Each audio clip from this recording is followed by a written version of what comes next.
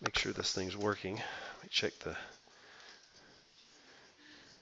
audio level. Oh, yep, it's working. Okay. Okay, so section 4 is what do we do with the second derivative? What we found out with the first derivative, the usefulness of the first derivative is if it's positive, the function is increasing. If the derivative is negative, then the function is decreasing. And if you have a change from increasing to decreasing, you have a maximum.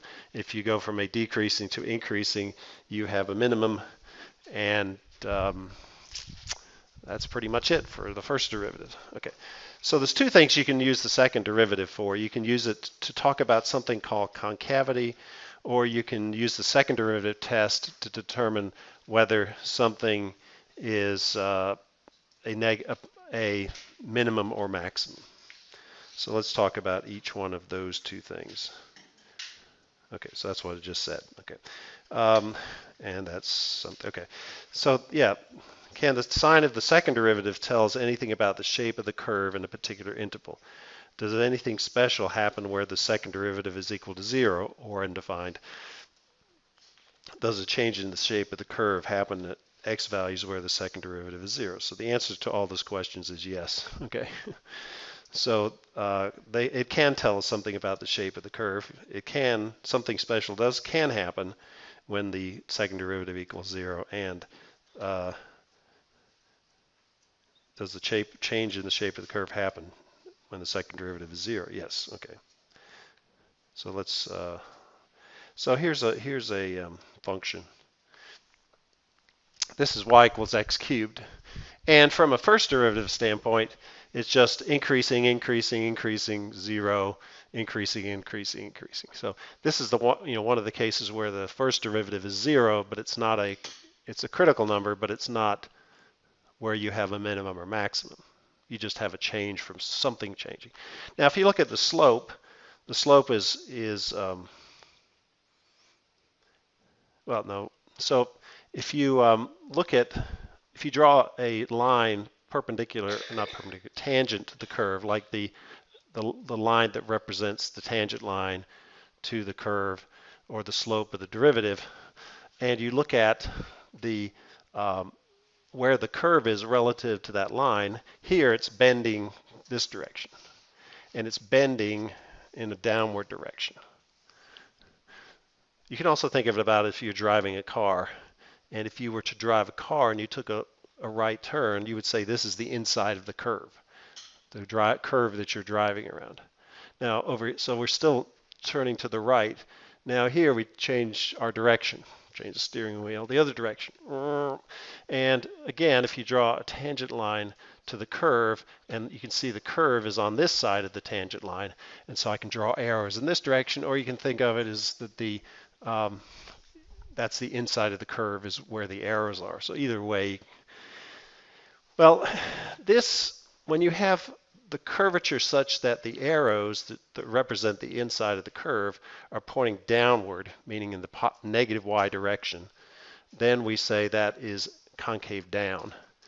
And when you have the arrows pointing in the positive y direction, then that's called concave up. Now the arrows are also pointing in the negative x direction here and the positive x direction. We don't really care about that.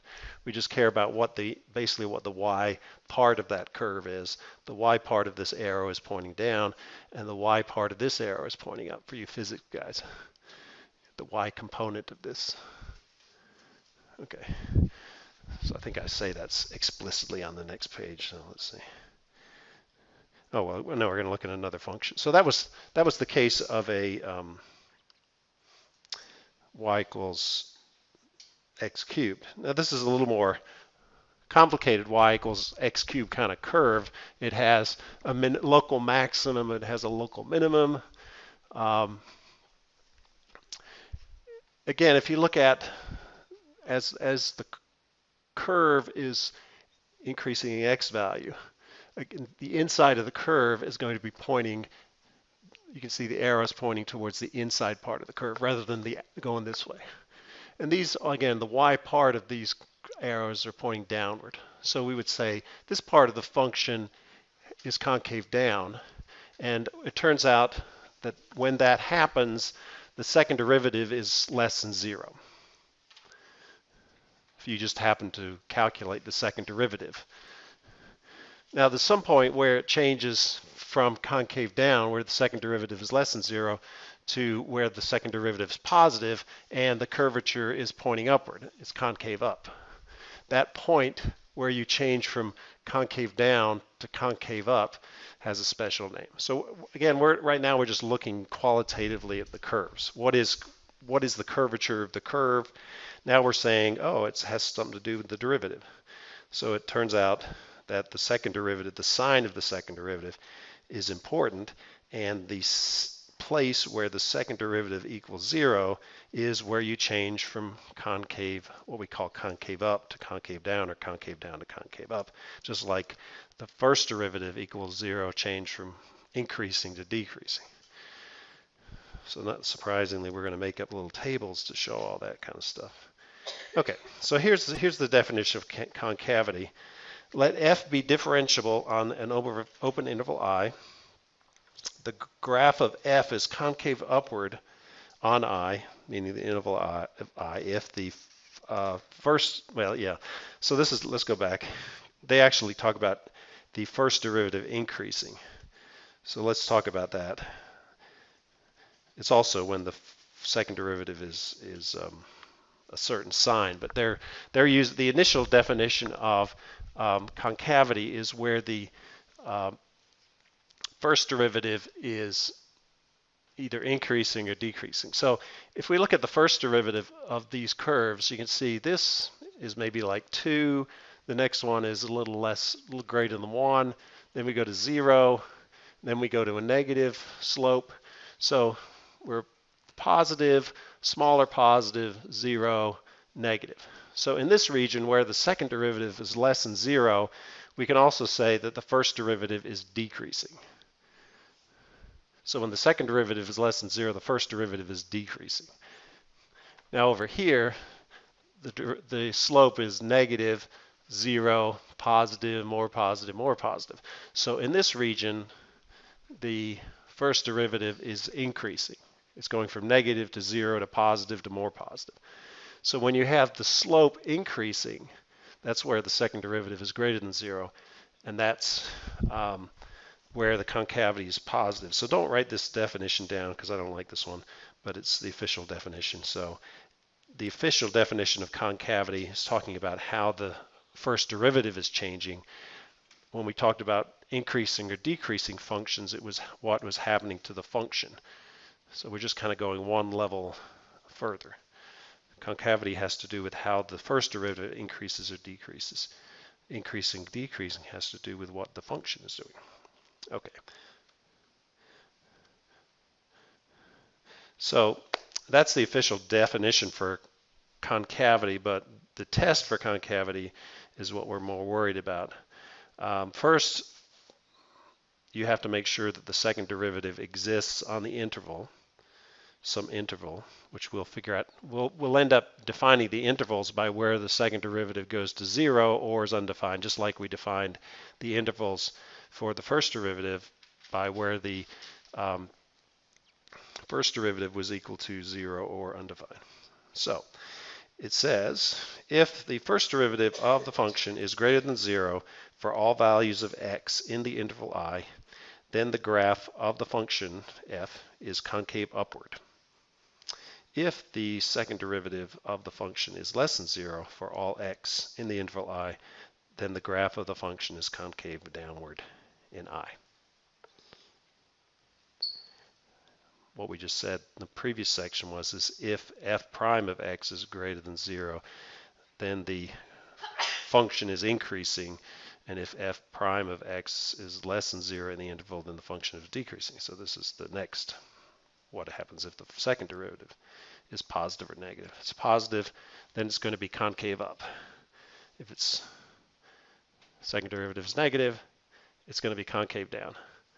So before we get, so if we have a maximum, what do you think that is? Concave up or concave down? Down, yeah. So the inside of the curve is this way.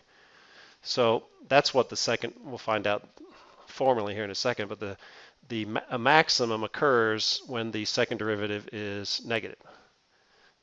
And a minimum occurs when you have, this looks like a minimum, that occurs when you're concave up. So you have a minimum when the second derivative is positive. So ultimately, that's where we use the sign of the second derivative to help us determine whether something's a minimum or maximum. That's a specific point in an interval, but for the interval in general, we use the test for concavity. So let's, if there's not a problem on the next page, which there is, good. Let's show you how this works. So it's very similar to what we did in the previous section. So if you were good at that, you're going to be good at this. So the question is, here's my function, which we know is going to probably look something like this. You know, it's going to have a local minimum and a local maximum. We just want to look at what is the concavity behavior of this function. So what we're going to do first is we're going to take the first derivative, because to get the second derivative, you have to first do the first derivative. Okay, so that's the first derivative. Then you take the second derivative.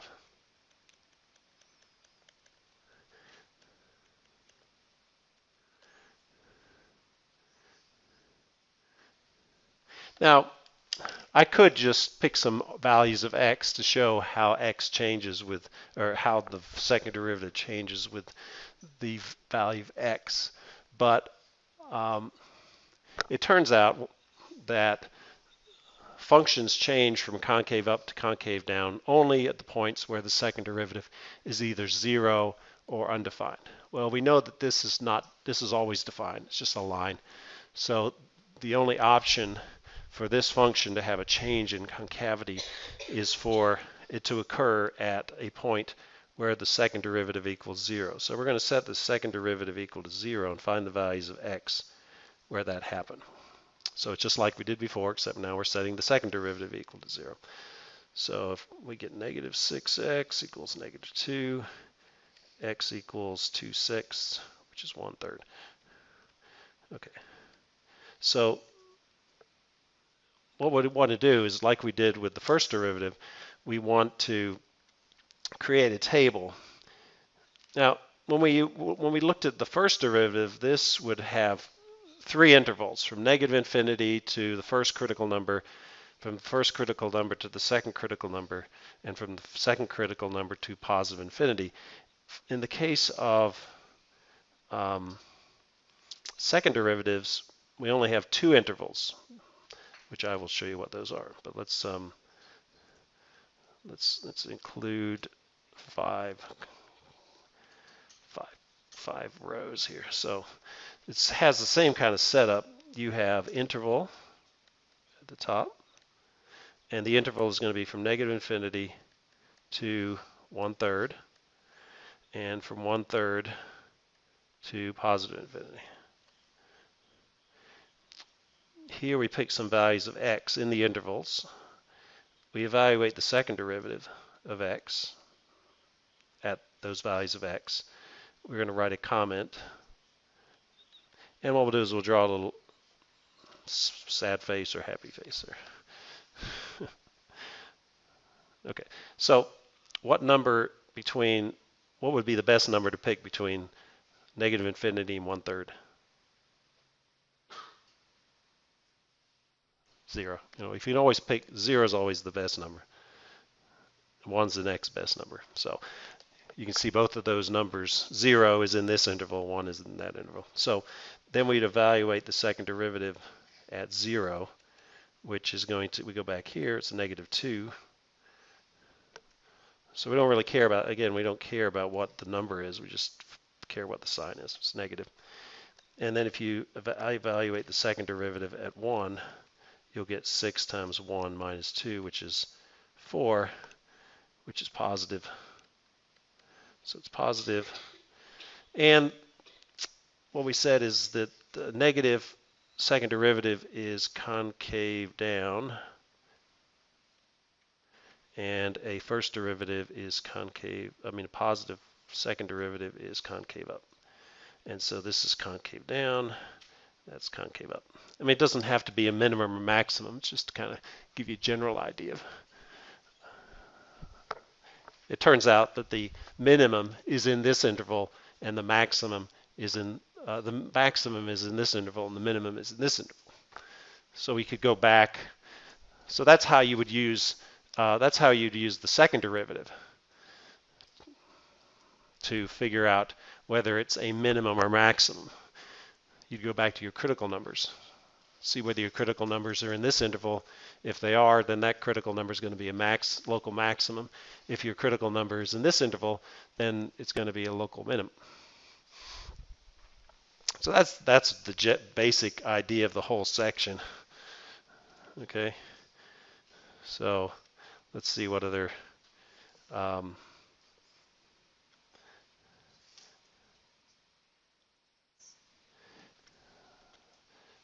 let's skip over this for a second here.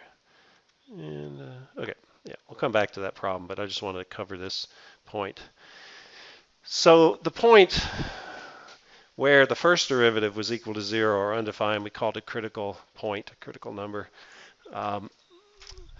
The point where the second derivative is equal to 0, it actually doesn't have a special name.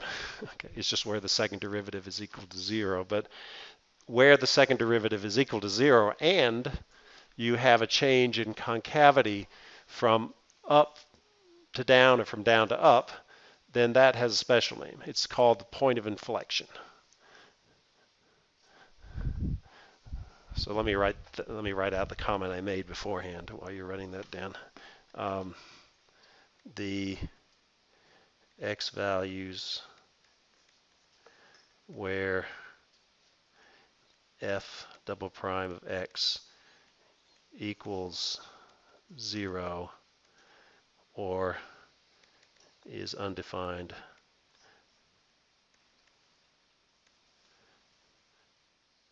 doesn't have a special name.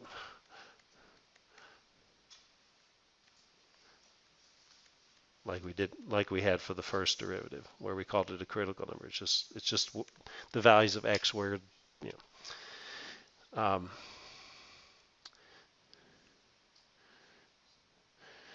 But the x values where the second derivative is equal to 0 are the values of x where you might have a change from concave up to concave down.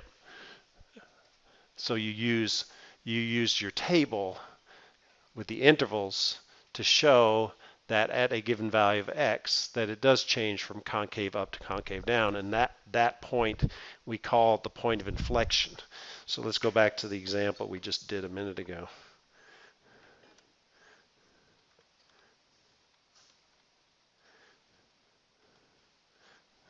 So that was from, okay, somewhere I did the table. Here's my table.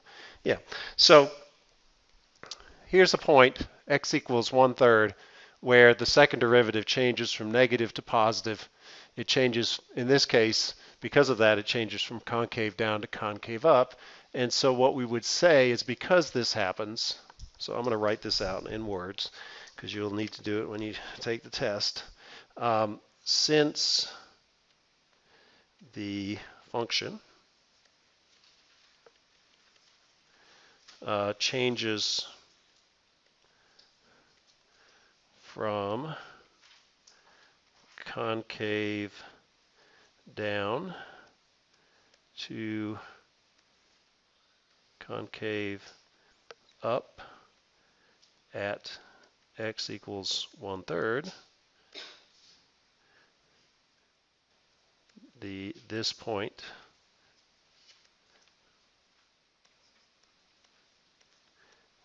x equals 1/3, y equals whatever the value is. I'd have to plug that back in. I'll say f of 1/3 is a point of inflection. Okay, so that's what that is. So again, from a driving standpoint, you're driving along, turning right left. As soon as you turn right, then that point where you went from turning left to turning right, which is where your steering wheel is straight, that would be a point of inflection. And most of the time, where the second derivative is equal to 0 is a point of inflection, but not always. An example would be, let's just give you an example where the second derivative being 0 is not a point of inflection. So if I had the function f of x equals x to the fourth, f prime of x would be equal to 4x cubed, and f double prime of x would be equal to 12x squared. So f double prime of x equals 0 when x equals 0. So you might be tempted to say, oh, we have a point of inflection here because the second derivative is equal to 0. But if I were to plot that function and look at what the curve is doing, so here's my graphing routine, and if I do x to the fourth and I graph it, it looks like that. So in this case, this is concave up, and this is concave up. Here the second derivative is equal to 0. So this is one of the few cases where you have a second derivative equal to 0 and you don't have a point of inflection. So you can't always assume that. With third order polynomials, yes. Anytime you have the second derivative equal to 0, or the values of x where the second derivative equals to 0, you do have a point of inflection. But you don't want to make that assumption that it always goes the other direction. So I'm going to go ahead and, we're not finished with this material, but I'm going to sign the homework, so it's due next Monday. So let me go ahead and give you that. You can pretty much do everything you need to do here. We're just going to go through a lot more examples at some point. So there's your homework assignment for next Monday. And that'll be it for today. So again, don't start taking the test until 5 after 9. But you can start as late as quarter after 9. I guess you can start as late as 25 after 10, but you're not going to finish if you don't wait that long. So just don't look at the test and then start talking to each other. You can talk to each other before you know, if you want to have last minute help me, I don't know what I'm doing.